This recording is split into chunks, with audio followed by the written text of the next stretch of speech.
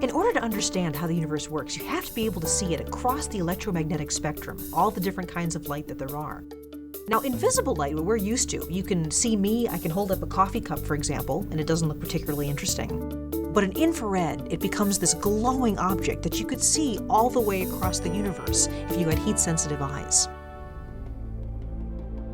The Spitzer mission has completely rewritten the textbooks when it comes to infrared astronomy. The world has changed. I couldn't imagine that it wasn't going to work, but I had no conception it would work as well as it has. We started out observing incredible star-forming regions where we could look inside the dark dust, see the first moments of stars and planets' lives, but that was just the beginning. Spitzer has also made one of the first really accurate maps of the Milky Way galaxy. We were the first mission to directly detect light from an exoplanet, really say, this light is not coming from a star, but from a planet.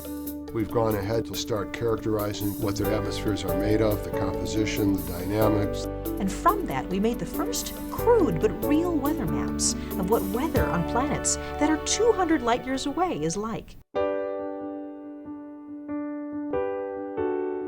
Spitzer has to be very, very cold because, of course, it's observing heat from things that are literally billions of miles away. We have a coolant, which is only a few degrees above absolute zero. We knew that eventually we'd reach the day when that last ounce of liquid helium boiled away.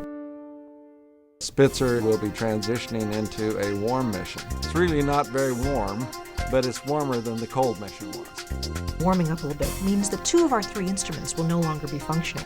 However, the instrument that will still be around, the infrared array camera, is the one that's responsible for most of the gorgeous imagery that you see coming out of Spitzer.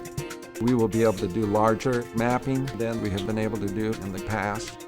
We'll be looking more at warmer objects, more at stars than at planets themselves and at asteroids.